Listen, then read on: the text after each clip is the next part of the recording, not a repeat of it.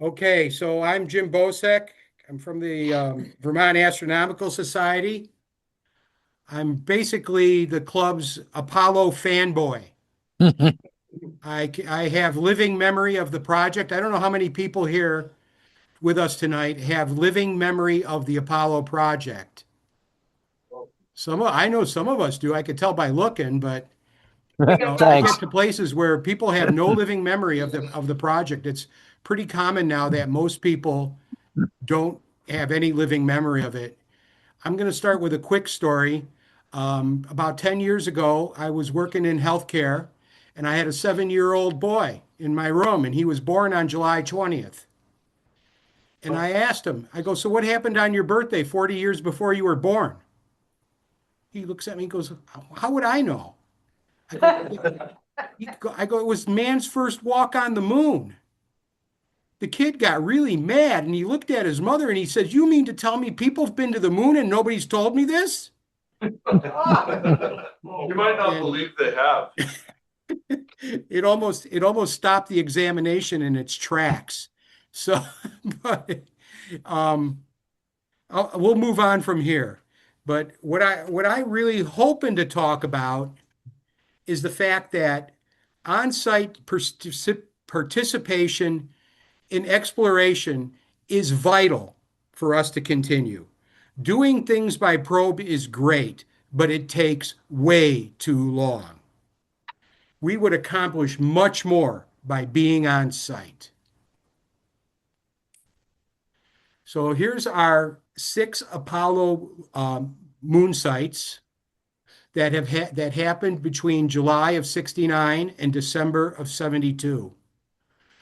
We spent a grand total of 160 man hours on the surface. That's 80 hours worth of EVAs. We gathered up 382 kilograms or 842 pounds of material to bring back to the Earth.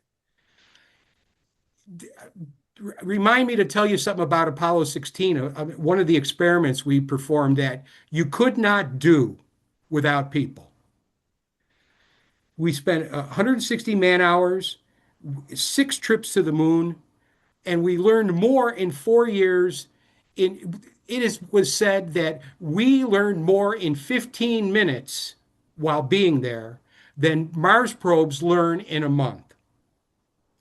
So on site is really important. We were successful on the first time we tried to land on the moon. Nobody was really sure if the first mission it was a test flight. No one is really sure it was going to succeed. That doesn't mean the astronauts were going to die, but that doesn't mean we were going to make it on the first shot. We landed there on the first shot. We learned things from the very first step on the moon. We learned how deep the average dust depth was. We saw how this stuff would hang together, almost looking like a footprint in wet sand, yet we knew there was no water there. You could tell by looking at these footprints, the detail, the way the dust hung together, all sorts of things from the very first step. I didn't spend too many pictures on the first 3 missions to the moon. I put this one in because this is the only actual photograph of Neil Armstrong on the moon. Every other photograph of Neil on the moon was from the visor in Aldrin's helmet. Neil took the camera away from Aldrin and never gave it back to him. All the pictures other than this one were pictures of Aldrin, the only picture. This is as far away as we got from the lunar module. This is when he went out, Neil went out to the crater that he flew over on the way in. He wanted to get a picture of it. There are pictures out there. We got 60 meters from the lunar module. I read a story about how the CEO of the company that built the spacesuits was in mission control for the first moonwalk. And the man, he was the CEO, Playtex built the spacesuits. The man was absolutely petrified that he was going to see the suits decompress, and he was going to watch the astronauts die on the moon. So there were a lot of things going on that nobody really knew about. Um, there's a story I read where the first landing nearly had to be aborted as they touched down because of some of the fuel lines froze and pressure was building up in the descent engine, and they thought there was going to be a pressure explosion inside the descent engine, and the mission was going to have to be aborted. It's one of those things that really we don't have too much history about, but there is a story that the mission was almost aborted before the guys could get their boots on the ground. Apollo 12, lightning strikes twice. One of the great sea stories of the Apollo program was the fact that the Apollo spacecraft was hit twice by lightning on the way up. The inside of the command module completely blacked out. Nobody was quite sure what to do, but Pete Conrad looked at everything was working okay, even though they couldn't tell anything from their instruments. Alan Bean, who was the lunar module pilot, was the guy who knew what to do. He knew which circuit breaker to throw and reset to get the stuff to come back on. They waited for the first stage to fall away, and then Alan Bean reset the circuit breaker. The command module came back online. Everything was okay. The only thing they were kind of worried about was maybe they had damaged their landing parachutes. It was decided that they would go to the moon because that wasn't going to change anything.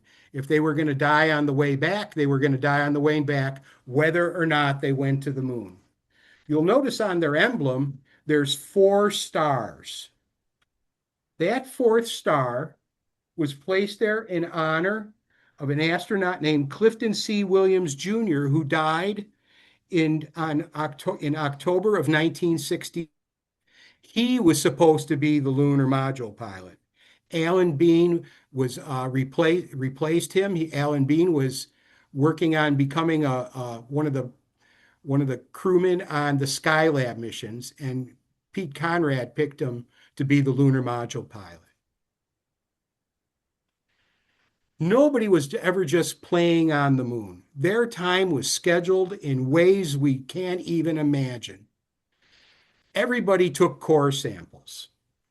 So I put a picture of the handheld core driver that they brought with them, and they took core samples. The core samples on Apollo 11 were 13 centimeters deep. The core samples on Apollo 12 were 40 centimeters deep. The mission objective of the Apollo 12 mission was to see how pinpoint of a landing they could make.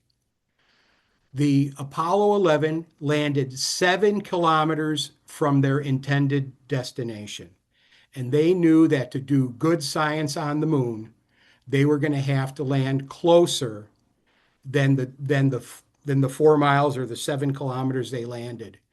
So to test that, they picked a landing site where we had already sent a probe. So this was the Surveyor 3 probe, and it was picked as the target. When the astronauts landed on the moon, they looked out of the window of the lunar module, and they said, "We can see the lunar module." Notice how close that lunar module almost crash landed inside of a crater that would have destroyed it. Here's Alan Bean next to the Surveyor. They called this the tourist shot. They brought samples back from the Surveyor 3, and one of the samples they brought back was the camera. And that camera had some insulating foam on it, and they found living spores of bacteria that had stowed away onto the Surveyor 3. So that stuff was on the moon for 31 months. They brought it back, and they incubated the spores and revived the bacteria that had contaminated it. Second time's the charm, Apollo 14. Um, the Apollo 14 mission landed in the Fra Mauro um, formation. It was supposed to be uh, Apollo 13 site, but since the Apollo 13 mission was aborted, they decided that the site was good enough that they would visit it on Apollo 14.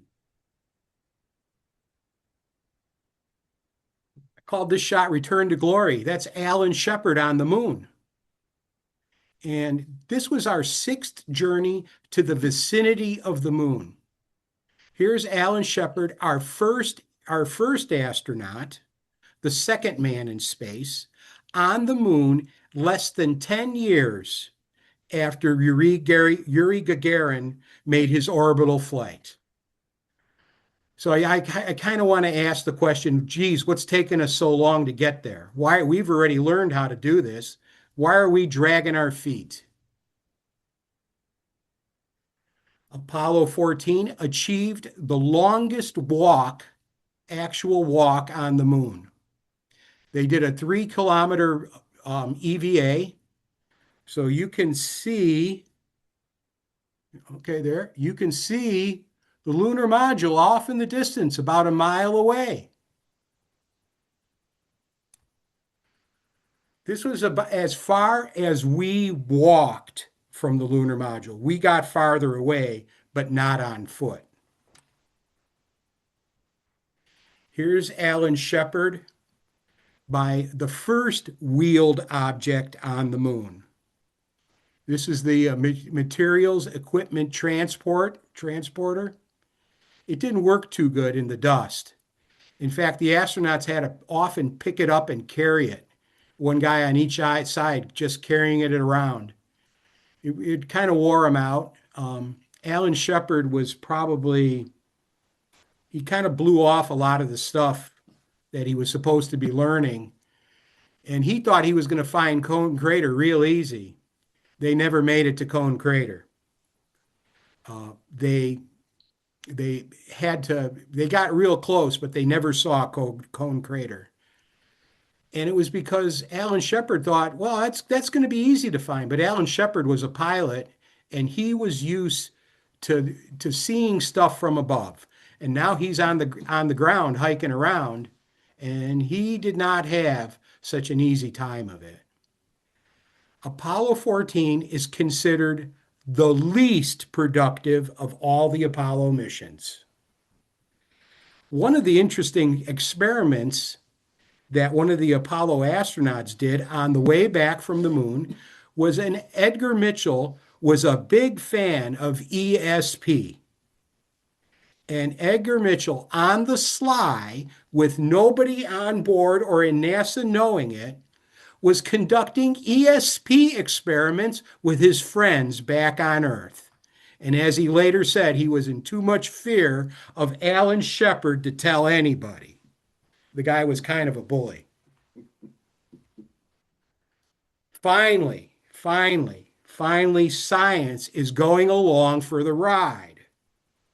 Finally, on Apollo 15, due to improvements in all the equipment, one of the things that the Apollo 13 mishap allowed us to do was it bought us time to bring up to speed all the stuff that wouldn't have been ready for Apollo 15.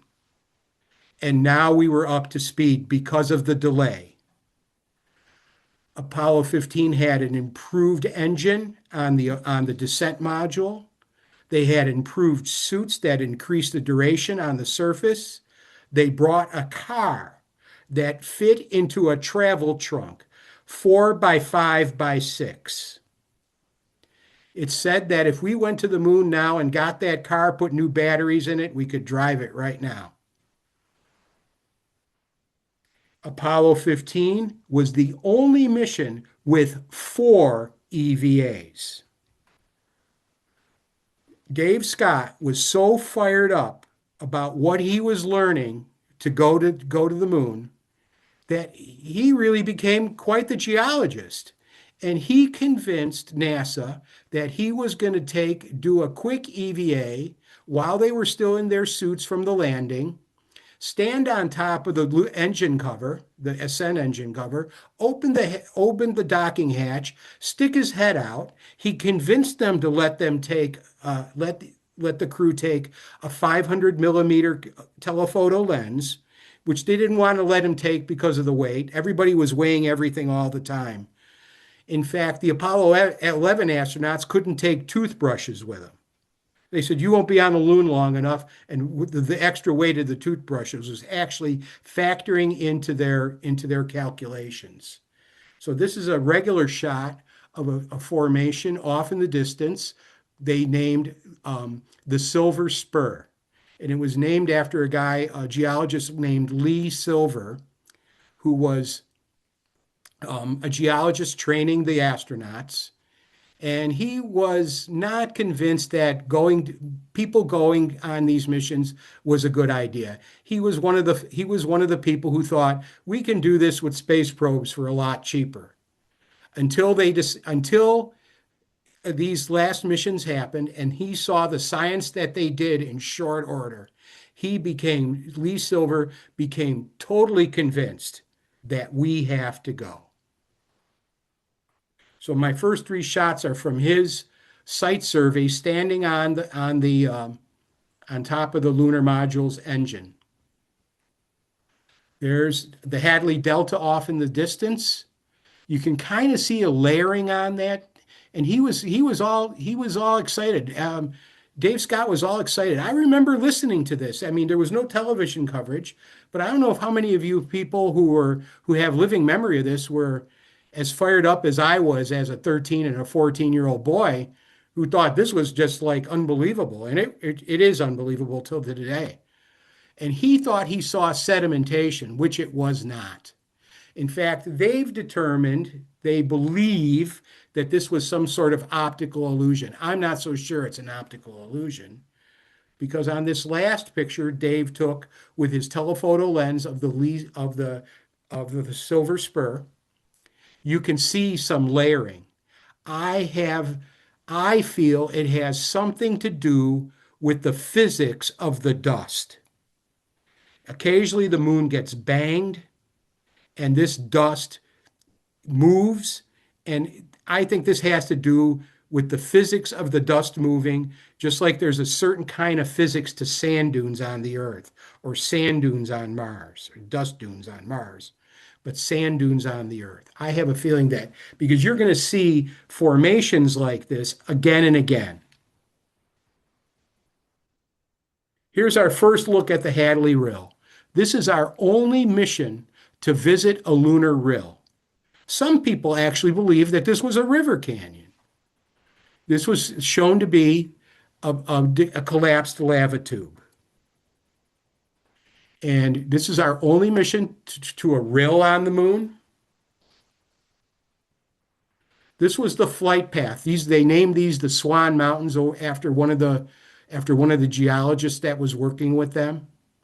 And they flew over these mountains on the way to their landing site. There's Mount Hadley on the right. And I love some of these shots. These are real shots of the moon, not just that flat plains we like to land on where it was safe. I believe that's a picture of Jim Irwin by the car near the Hadley Rill. This is a more common picture that you see. I've seen this picture several times. And there's one of the astronauts walking up the slope of Hadley Delta. This mountain was a bit steeper than it looks. I believe they drove up about 1,000 feet up the side of the Hadley Delta mountain. And the mountain was a bit steeper than it looked. In fact, when they got out of the car, they had to hang on to the car to keep it from rolling back down the hill. And there's one of the astronauts taking samples. I just like this shot. This is a great shot. I call it Postcard from Mount Hadley. To me, it looks like Jim Irwin by one of the cars, the one car we brought on Apollo 15. When they brought the car to the moon and they first tested it, They had no front wheel steering. This is a great car. It told the future of automobiles. Electric convertibles with four-wheel steering. What does that sound like to you? Sounds like a modern car to me. But anyway, getting back to it, I just like the picture. I think it's a great picture that describes a lot of what we were doing. Here you can see them up the side of the Mount Hadley Delta. That's Dave Scott. You can identify him by his identifier on his helmet. Starting with Apollo 14, the commanders wore red stripes on their helmets and sleeves, not so much to give them rank, but they found out when they got back and started developing the pictures on the first two missions to the moon, they couldn't tell one astronaut from the other. They had a really bad time trying to identify the astronauts. There's the Swan Mountains in the background. The next stop is the Rock. There's Mount Hadley, and the next stop is the Rock. And these guys were pretty good geologists. That's the same rock, and Dave Scott put his sample rake up next to the rock to give that rock scale. There's Jim Irwin in the background, to getting something out of the car. These guys did solid work while they were on the moon. They were absolutely busy from one end to the other. The biggest complaint they had was we had no time to take in where we were at. They absolutely hated the question, what was it like to walk on the moon? Every one of them hated it. We can obviously see this rock is volcanic, but when? We didn't know until we would bring these rocks back to the Earth. You can see the vesicles in it from the gases, from the idea that this was volcanic rock. They were taking pictures of it. They take samples of it. Every one of these missions went to the moon looking for recent volcanic activity. I called this shot before. The astronaut looks pretty clean. The area is pretty untrampled. There's the car, the Hadley Delta in the background. This shot's in color. I call this after. This one's a black and white shot, but you can now see the astronaut's dirt up to his chin. You can't get that dirty unless you're doing something. But it's almost an identical shot to that one. This is just after the moonwalk. Dave Scott said, this will be, when we go back to the moon, the first site we will revisit is going to be the Apollo 15 site, because this site has grandeur. This site had more beauty than any other site we were at. I would get into arguments with my dad as a kid about going to the moon. My dad told me, we're never going back to the moon. There's no money in it. He's kind of been proven right thus far. I thought we'd go back just because it was such a great adventure. I put this picture in because here's the money on the moon. You see that car? Let me see if I can get my thing going. And here's a plaque we left on the car. Man's first wheels on the moon, delivered by a Falcon, July 30th, 1971. We're going to have Jeff Bezos is going to go to the moon, grab this car, bring it back to Earth, and sell it to Jay Leno. There's the money on the moon. He might have been right, but sooner or later there'll be money on the moon and we'll go get it. I just like this shot. I think it's great artistry. It shows how we got there and then how we got around while we were there. There's a shot of the lunar module. These guys were, you had to be a photographer. You had to find some fun. There's the lunar rover off in the distance a little bit. The tracks. I know I promised to talk about geology. I'll get to some of that in the end. I know I'm forgetting it. more to explore. You can see the richness in this site. This is a shot they took from orbit after they got back to the lunar module. We were just down here in this little area right here. This is all we did. We got so much more here to do than it's not even funny. We should be going back there to do all sorts of stuff. You know, science shouldn't rest. Looking to the future. I put this shot in because this is a shot the astronauts took after they had left lunar orbit. They were still right at the moon. They left lunar orbit. This is a picture of the south polar area of the moon. You can see this canyon here. I read a story pretty recently in the newspaper or maybe the Science News. They were talking about this canyon right here that's been cut in half by this impact crater. And the guy said that this canyon was bigger than our Grand Canyon. But it's obviously not an erosion feature. I'm trying to figure out, I don't understand what created a canyon like that. But it is pretty cool. And yeah, we should probably go get a look at it. Apollo 16. I titled this one Persevering. Apollo 16 had more technical challenges than any other mission to the moon other than Apollo 13. When they got to the moon, they detected a potential problem in the service propulsion engine, the engine on the main Apollo spacecraft, the command and service module, that needed to propel them out of orbit on the way back to the Earth. The astronauts were in the lunar module. They were ready to descend. They were looking at this, and they waited 5.5 hours for NASA to sort out the problem with the service propulsion engine. And they decided that things were pretty good and the risks were relatively small, that the service propulsion engine was going to fail, which allowed them to make their landing on the moon. That's John Young at Plum Crater taking samples.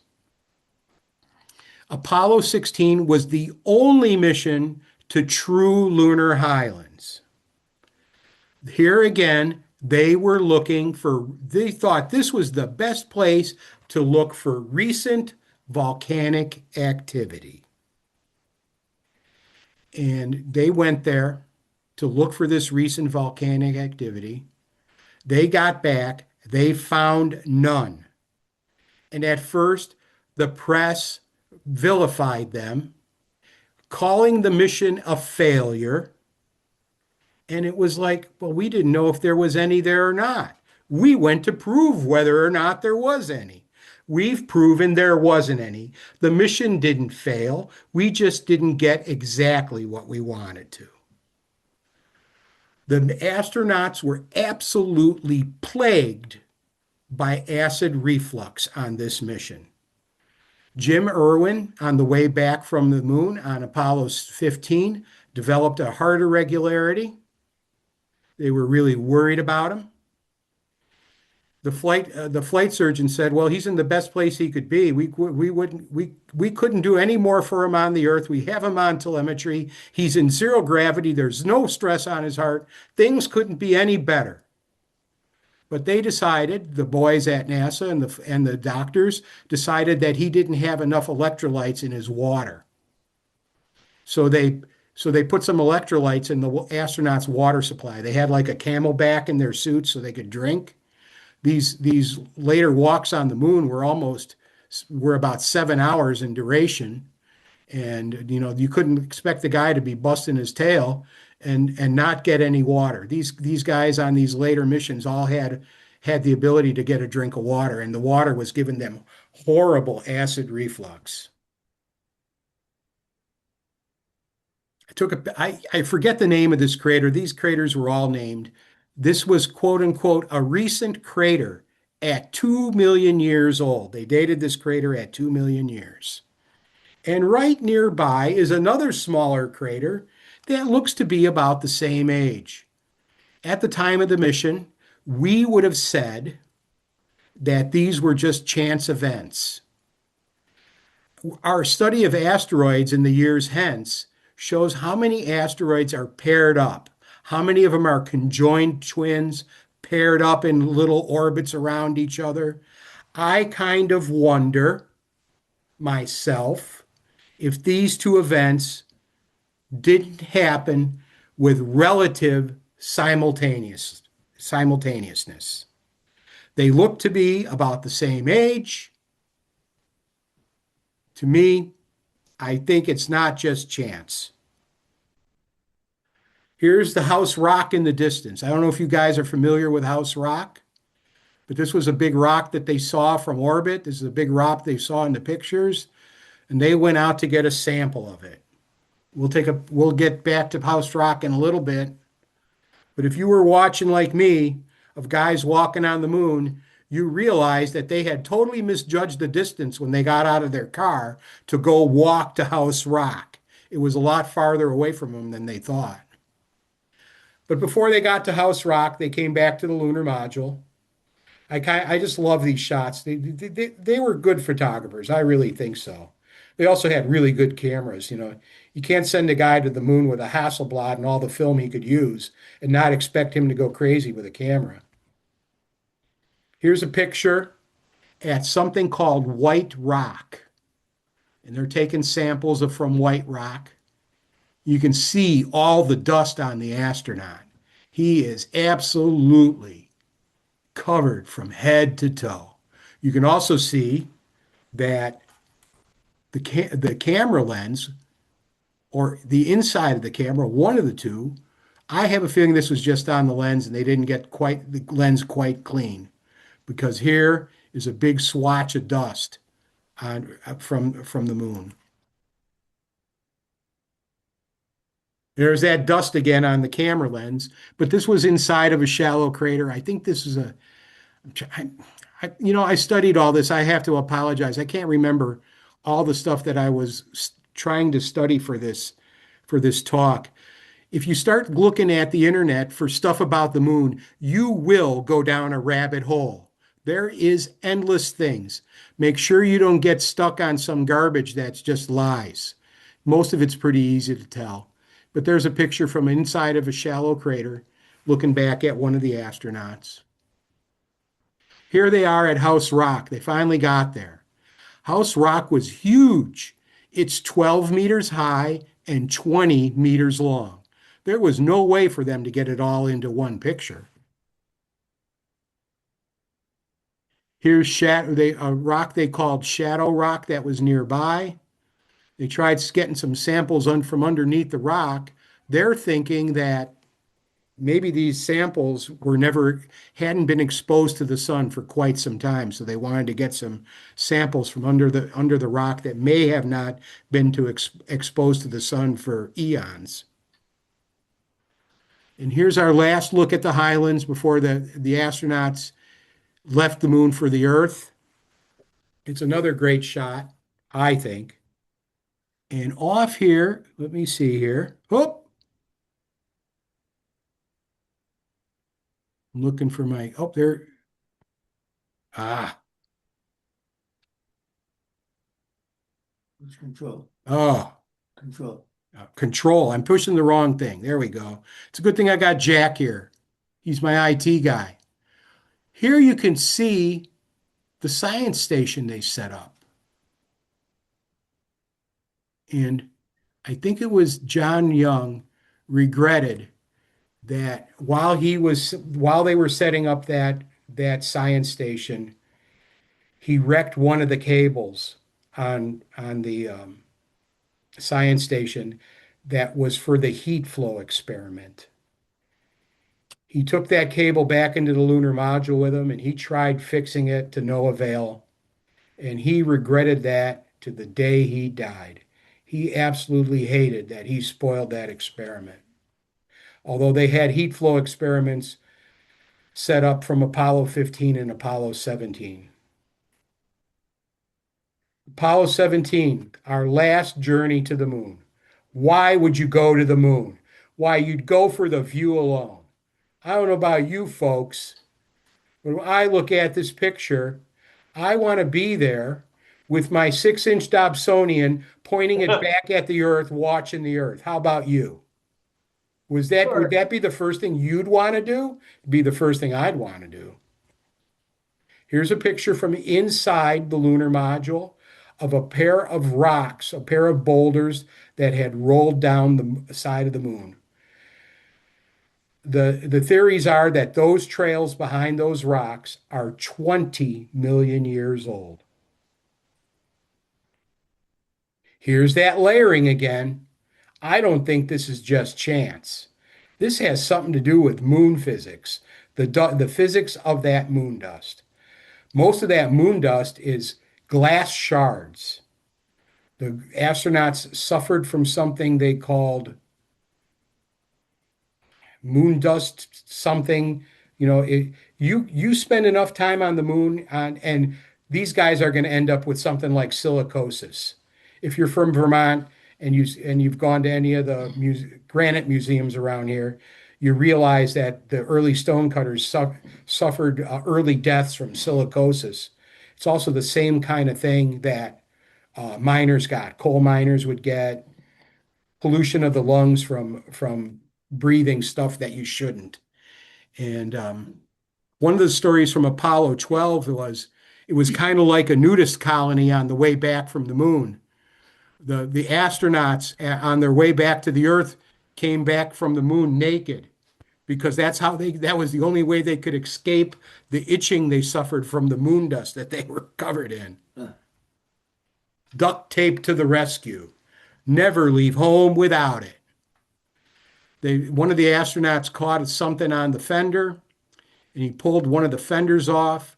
The lunar craft the moon car got covered in dust, and they knew they had to fix that before they went out on their next ride.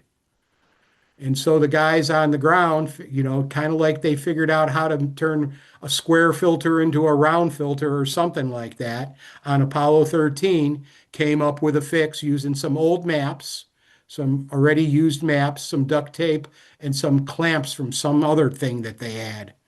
And they fixed the fender and it worked just fine. Apollo 13 astronauts were saved. Their lives were saved by duct tape. There was a shuttle mission called the Solar, where they repaired something called the Solar Max. And they opened up the Solar Max and they knew they had to tape it up. They brought a roll of fancy tape that NASA spent thousands of dollars on. It didn't work. The astronaut got past a roll of duct tape. The stuff worked just fine. They taped up the Solar Max and everything was good to go for a few dollars at a hardware store. Never leave home without it. I like this picture. Dude, where's my car? This is a cult movie from about 40 years ago. I don't know if you've seen it. It's kind of dumb. But I have a friend who lives in Boise, Idaho now, and I used to live in the Chicago area, and I used to go out there every year, and we'd go on these four-wheel drive adventures out into the mountains. They were awesome. And the first thing we would do when we got somewhere really weird, the first thing we would do was get a little distance from the car and take a picture of his truck in the middle of nowhere. And I think that's what they did here. They took a picture of their car in the middle of nowhere. I just like to call this walking in a dreamscape. You can see where the astronaut had walked, taking samples here and there and yonder. There on those hills in the distance, you can see that layering again. I think we've seen the layering enough times to know that this is not something that's uncommon on the moon or just chance.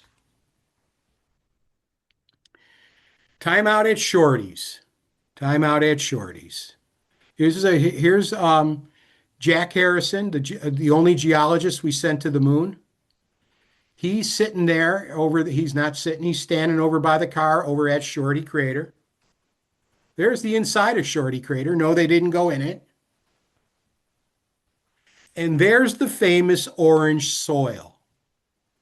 They thought they had the smoking gun.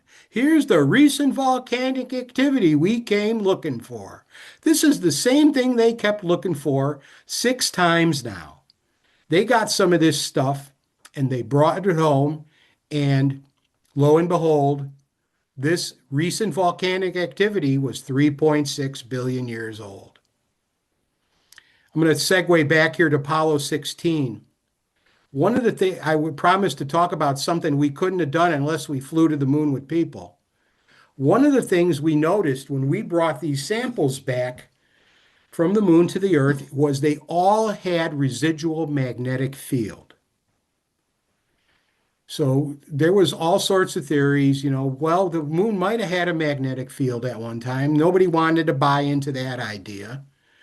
So the thought was that the moon samples picked up a magnetic field from their journey back to the Earth through the Earth's magnetic field.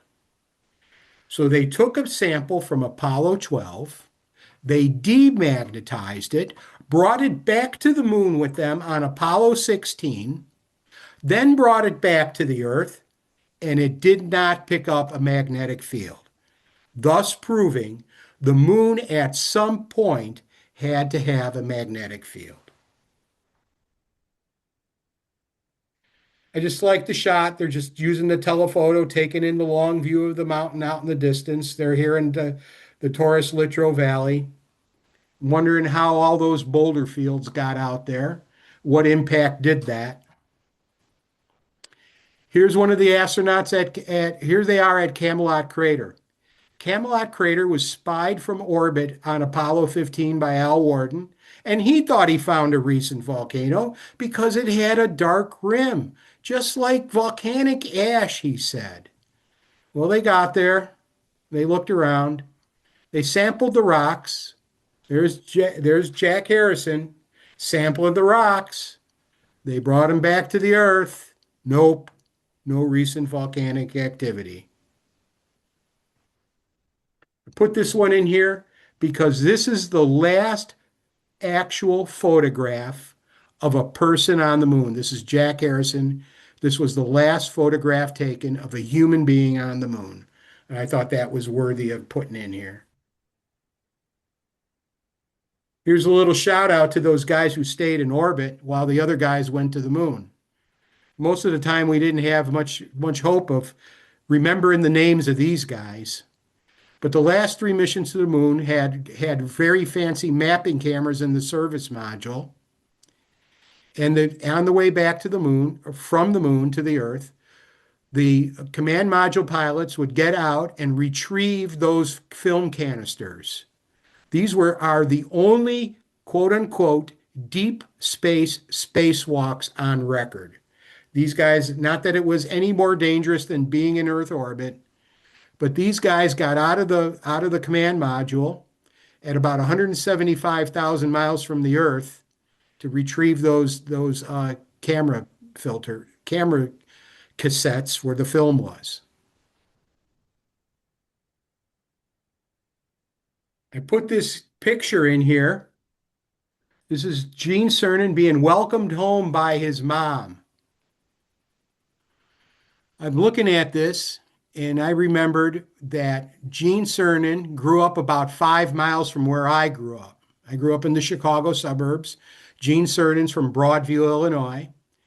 A friend of mine back in the 1980s lived about 2 blocks from Gene Cernan's mom over in Broadview, Illinois. And my friend Paul goes, Jim, you ain't going to believe this. I go, what's that, Paul? He goes, I just saw Gene Cernan laying out in the street under his mother's car, changing the oil on her car. This was after the man went to the moon. You got to hand it to these guys. They were regular guys after all. Some things to think about. It's now been 53 years since we've made a journey to the moon. That journey to the moon came 104 years after Jules Verne's From Earth to the Moon story, 66 years after Tsiolkovsky's exploring space with reactive devices. He was a self-taught physicist who worked out the mathematics of what it was going to take to get to the moon. He, while he never built one, he came up with the concept of a liquid-fueled rocket, that came up with the concept that the rocket would have to be staged, came up with the idea of exactly what the physics were going to be to get to the moon and back. He wrote that book the same year we learned to fly a plane.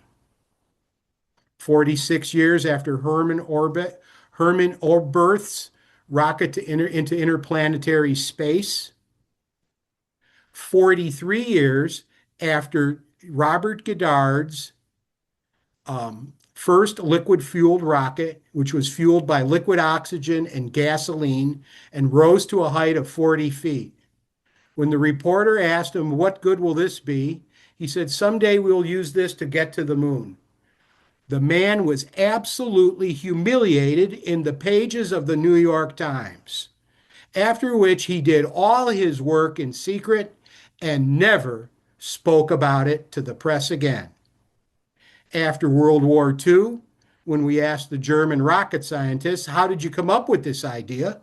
they said, "It was your idea. Haven't you heard of Robert Goddard?" 40 years after a silent movie, German silent movie, Frau im Mond. I hope some of you get to watch this movie. I've seen it. It's great fun. This was the movie that inspired Wernher von Braun. When you see this movie, you will see the same thing that we did with Apollo. The Saturn V rolling out of a giant building, standing up on a pad. And that's what they did in this movie. The rocket, the Saturn V rocket, was painted in a black and white pattern. So was the rocket in this Fritz Lang movie. Wernher Braun said, "Oh, it's so we can track the rocket better." I don't think so. I think it was painted in homage to this movie. It was also where a rocket countdown was first used to create drama in a movie. So the rocket countdown 10, 9, 8 was done before anybody got into a rocket. 24 years after the Trinity test. The Trinity test was the first atomic explosion, and Apollo 11 left the Earth on the 24th anniversary of that test. Less than 12 years after Sputnik, less than 7 years after JFK's "We Choose to Go to the Moon" speech at Rice University.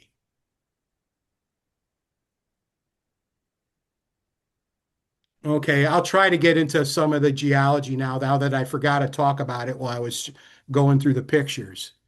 These guys spent 5 man-hours on the surface. They collected 21.6 kilograms of materials, a 13 centimeter core sample.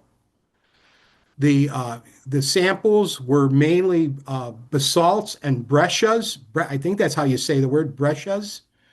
They had a new mineral. Every country who's brought back samples from the moon has come up with a new mineral. They named this mineral armalcolite after the astronauts. So new minerals have been found by everybody who's returned a sample from the moon. New samples were found by Apollo. New samples were found by the Russians from their sample returns and by the Chinese. Apollo 12, 15 man-hours of surface exploration and 2 EVAs. They got 400 meters from the lunar module. They brought back 31 kilograms, or roughly 68 pounds of samples made up of mainly basalts. They brought us 40 centimeter core samples, I think more than one. Most of the samples range from 3.1 to 3.3 billion years. They also brought back samples that appeared to be material from the crater rays at the Copernicus crater, which give an indication of an 800 million year old age for Copernicus, although that's subject to debate. Apollo 14. 19 man hours of surface exploration, two EVAs. They did a 3,000 meter EVA by foot. They brought back 42 kilograms or 90 set roughly 97, 98 pounds of lunar material. Another 40 centimeter core sample. Rocks dated the Imbrium impact at 3.93 billion years. Once again, no recent volcanic activity. Apollo 15, 39 man hours. I called it 3 plus EVAs, officially 4.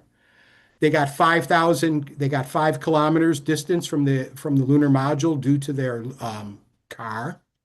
77 kilograms of lunar materials. I had this figured out earlier. Um, I actually used my slide rule to figure it out. Let me do it real quick right now. I'm pretty good with this thing. And, nope, go the other way. So I'm using a slide rule right now to figure out the weight in pounds. And 77 pounds, 77 kilograms. They brought back 160, looks like 166 pounds of rocks, give or take. Not too bad for real quick. 3.3 billion years. They also brought back a rock they call, why does names fail me when I want them? The Genesis rock.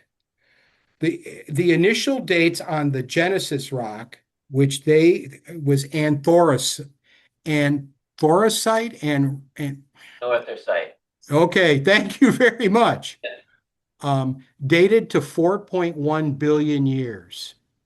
But there's now some indication that that rock may be as old as 4.5 billion years. Once again, no recent volcanic activity. They took a core sample, which the bottom of that core sample, they used an electric drill. Starting with Apollo 15, they used an electric drill to gather their core samples, which allowed them to get to 2.4 meters.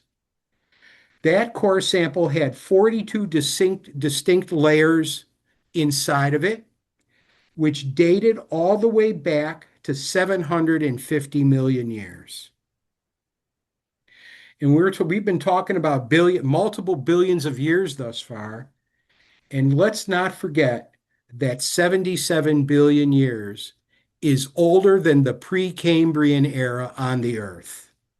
So that's stuff on the bottom of that core sample is older than multicellular life on the Earth.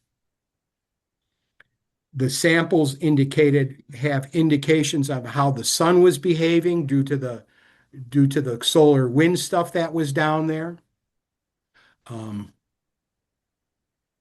Where else was I going with this? They were excuse me for my brain fade here. You know, the idea here is, I know where I was going. That core sample got stuck in the ground, kind of like our Mars InSight probe. Our InSight core sampler from the remote control, I believe, failed because the core sample got stuck in the Martian ground and they couldn't retrieve it. This core sample got stuck in the ground, and because people were on site, they returned to that stuck drill and managed to pull the core sample out from the lunar rock. If people weren't there, the core sample would have failed.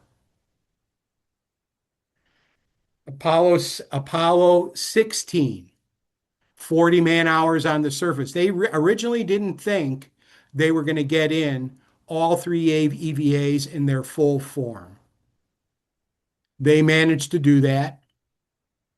They brought back, I think, about 170 pounds of lunar material. The basalt's dated from 3.79 billion years to 4.36 billion years. And orthosites, they believe, are possibly older than the stuff that they brought back from Apollo 15. But again, No recent volcanic activity. Here we are at Apollo 17, 110 kilograms of lunar surface material. A core sample, 3 meters deep. That's 200 and over 220 pounds of lunar material. Once again, there's stuff dated back to over 4 billion years. All these samples were almost always basalts and breccias. They have found multiple minerals on the Earth. We know for these explorations solidified the theory of the formation of the moon as being a collision with the Earth. We know that the moon is made of the same material as the Earth by and large. We also know that this stuff goes almost all the way back to the creation of the solar system. Apollo, bang for the buck. All we heard about during this project was how much it was costing, how much this was costing the American public, the things we could do with the money. Well, by and large, one of the things we did with the money was employ 422,000 people. Lyndon Johnson, when listening to this, was reported to have said, "This money has been all distributed to the American citizens. Nobody's taking this money to the moon in a box and burying it there and leaving it behind." The U.S. military budget at the time was over almost $8.25 billion.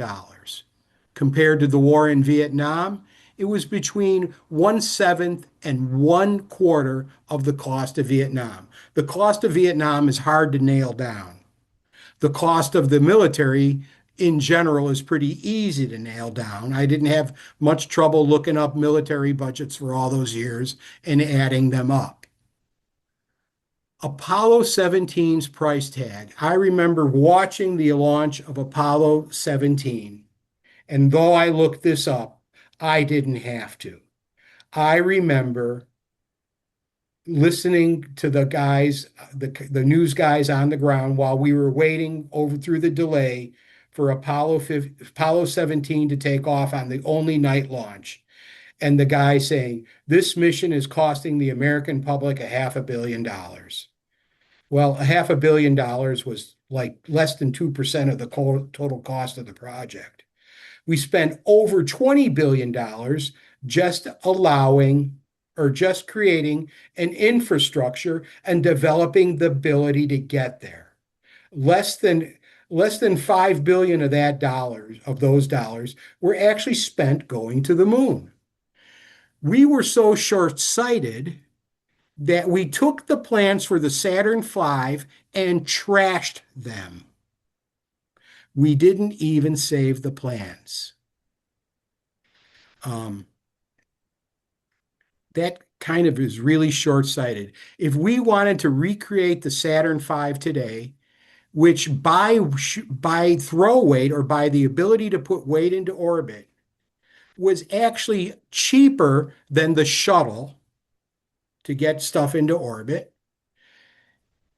it would have saved us money in the long run. There were already plans in work to create a bigger Saturn V by stretching the second stage and adding solid boosters to the first stage. I read somewhere along the line that we could have put up the whole space station with 5 Saturn Vs. How many launches did it really take to build the space station? 5 Saturn Vs would have done the whole job. So when you get a chance, thank the American taxpayers for investing in this. Thank you for going with me today. I certainly like reliving this every chance I get and talking about it. Hope you guys look like a pretty brainy bunch to me. Hopefully I didn't bore you to death. I'm going to move on to something else that I got here. Am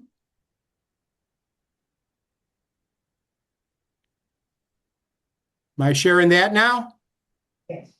Books. Okay. Books, yes.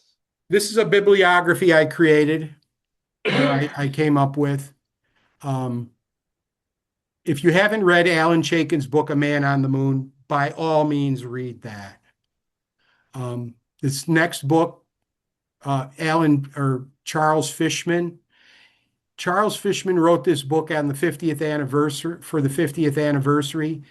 Charles Fishman talks a lot about the technology that we had to create to get there. One of the interesting things he talked about was the fact that we had already developed IC circuits and nobody wanted anything to do with them. The Apollo project literally had had a gun to their head to use IC type circuits. And maybe without the Apollo project, we would not be using IC circuits today. They already had them. They had no choice but to use them.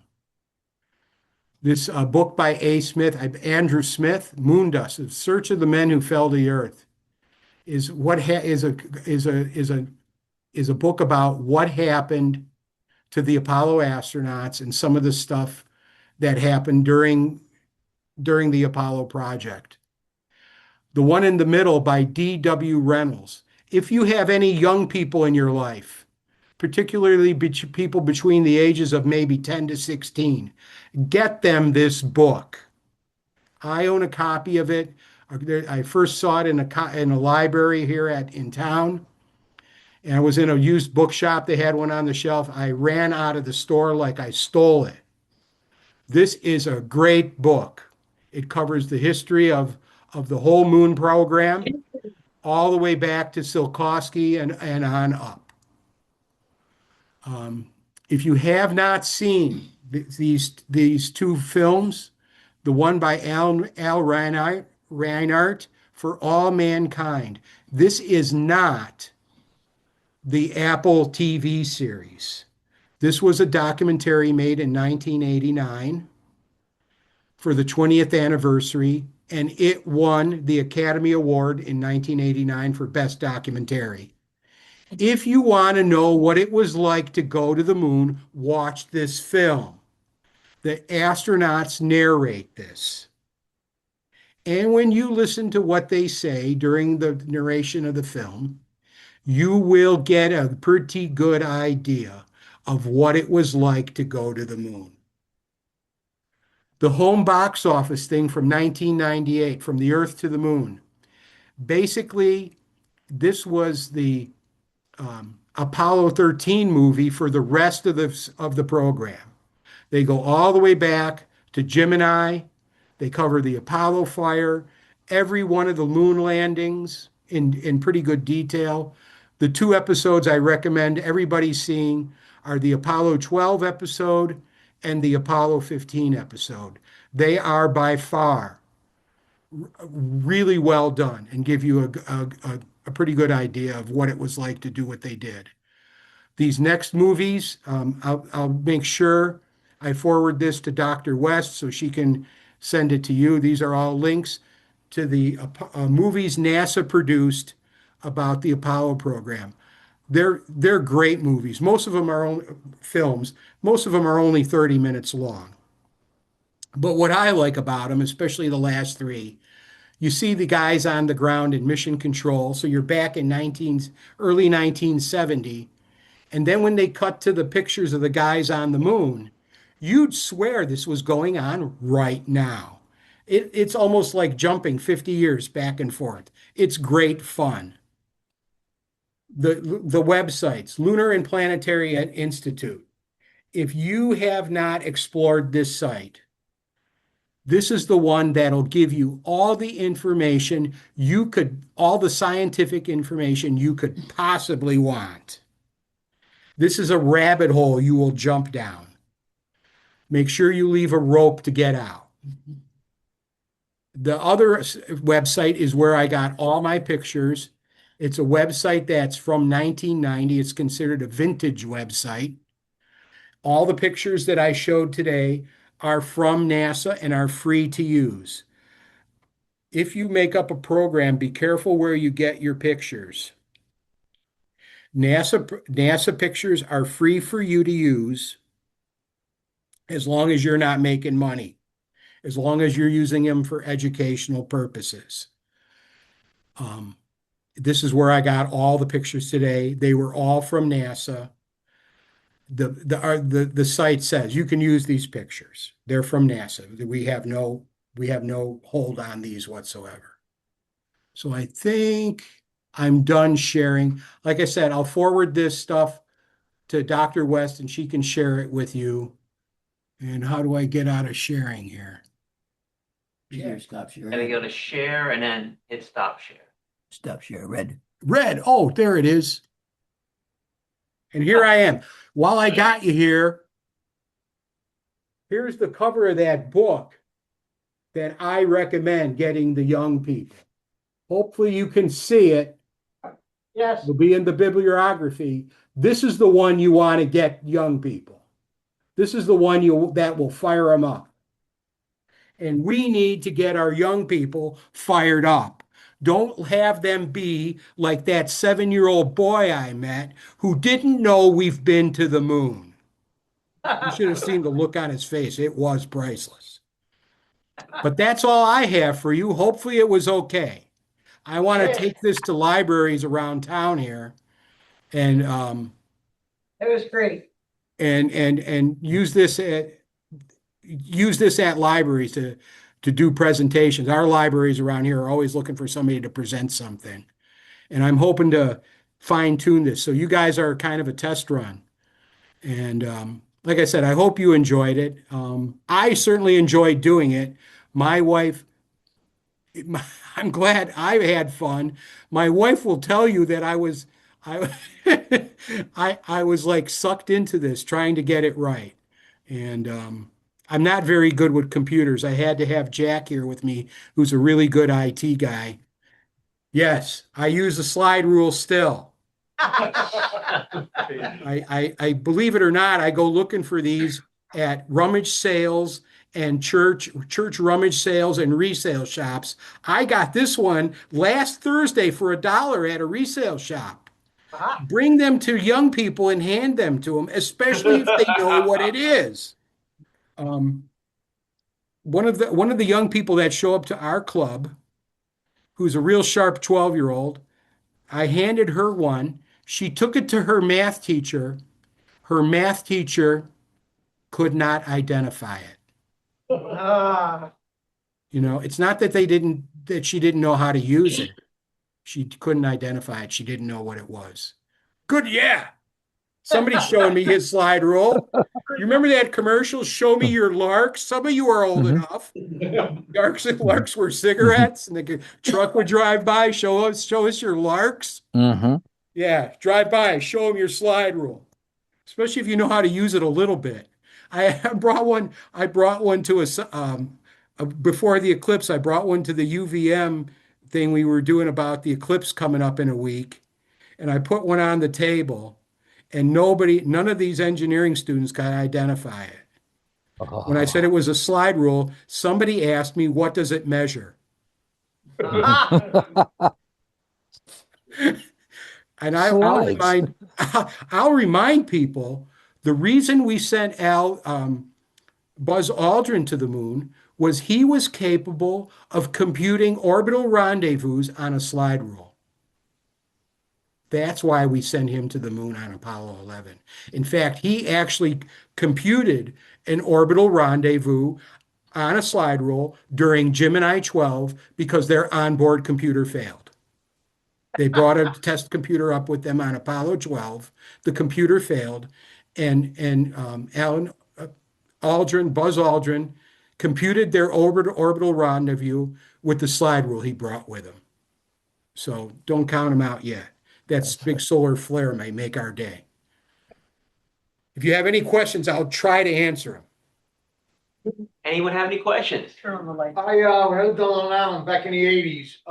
My landlord, my first landlord, Bruno Labella, he helped design the communication program for the Apollo program. And he had placards and everything, autographs from the astronauts and everything. Yeah, he had a really cool den. I bet he had some great stories too. Yeah, I remember him telling me stories about how difficult it was because they didn't know what they were doing. Right, right. Yeah, one of my prized possessions, I didn't put it on today, is my wife found it in some sort of vintage shop or something in New York. She said they had a whole pile of them. I said she should have bought them all. It was a little Apollo 11 pin with the ribbon on it, Yeah. and she brought me one. And I go, she goes, oh, they had a whole pile of them. I go, you should have bought a dozen of them. She said, oh, they were only like $5. But yeah, it's one of my prized possessions. And yeah, I've got a collection of Life magazines. I've got one of the if you remember, if you're old enough to remember, Gulf Oil produced a book, We Came in Yeah. Peace. I've got a copy of that upstairs. I remember watching after Apollo 17 left the moon. We had the live launch from the moon. Ray Bradbury was there. And I remember feeling totally heartbroken when Ray Bradbury said it was going to be 30 years before we would get back to the moon. And I remember being totally heartbroken by that. And here we are over 50 years later, and nobody's gone back to the moon. Like I said, it's kind of heartbreaking. Um, I know I don't want to take up all night. Some of you people may still have jobs in the morning. We do. Actually, there's two questions. There's one from Dan Kirby and then one from myself. Dan, go ahead. Okay, so you mentioned that 11 landed like was it 4 or 5 miles off target. As I recall, that was because there were some boulders that Neil was afraid of slamming into, so he gave it some extra puffs and landed downrange from that Yeah, target. he did land downrange, but it wasn't just about that. There Hmm. was something about the technology that they were using to figure out where to land. And it wasn't all those 4 miles were not just about missing that crater. They Okay. were going to land right into a crater, and he took control of the ship and maneuvered away from the crater. But there was some other technical difficulty that they had to actually figure out a workaround, some Hmm. timing thing or something. It's actually covered in that book, One Giant Leap. So if you Hmm. get that book by Charles Fishman, One Giant Leap, he talks about that and how they had a workaround for that they tested on Apollo 12. And that's why, because my question was actually going to be how come, because like on 12, they're landing to pick up the Ranger probe. So, like, obviously they know it's a safe place to land because there's Right. already something there, right? So, my question was going to be how did going on from 14, it was because they solved that technical glitch, they were able to land Yes. right on Yes. target. In fact, Apollo 11 was 4 miles away. The closest landing was Apollo 14, literally landed 30 meters from the exact spot they wanted to land. Every other, I don't think anybody, I had these figures stuff figured out. I'm sorry I forgot it all. I don't think anybody landed more than a half a kilometer more from their intended spot. Every one of them guys landed after Apollo 11 right where they wanted to. And some of them, particularly the Apollo 15 landing, was a lot hairier than anything they had done before. Hmm. So, any other questions? Yes. The picture you had up of that you said you thought was sedimentation. Any thought as to why you think it could be sedimentation, It's not, like layered deposition? What not, would? I think it has to do with the physics of the dust. They were wondering, is there some kind of sedimentation? We see, some of the pictures I showed, the same kind of formation. It almost looked like the same proportions. I believe it had something to do with an impact rattling the moon and causing these waves in the dust that caused it to pile up that way. I know Dr. West wanted me to talk about the difference in volcanic activity between the Earth and the Moon. And I think most of the Earth's volcanic activity is due to tidal effects from the moon. With respect to the Earth, the moon does not rotate. I see Dr. West shaking her head here. Maybe I'm wrong. This is We'll me. talk about it later. Okay.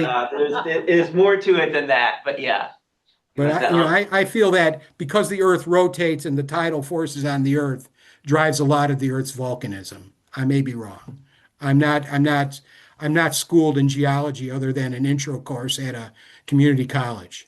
Well, to a mild degree, yes, it does, but there's other forces in plate tectonics that drive volcanism a lot more than tidal forces. Although they do play some effect, they're not a huge effect. That makes Okay. sense. Yeah. Okay. But I know the moon is smaller, it's less dense, it cooled quicker. They're still talking about finding recent volcanic activity. I read a story recently that the Chinese brought back some samples from the back of the moon, and some Chinese scientists went through 3,000 glass beads, and he says he found 3 that date to 120 million years. I'd just as soon not buy into that recent yet. We've been to 6 places on the moon, and everything we brought back goes back over 3 billion years.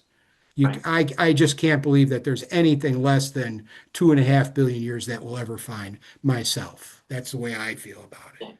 Probably true. There are smaller, like tiny shield volcanoes that are within larger craters that we have not explored. Like you only said, we've only done a handful of missions, so we do need to do more.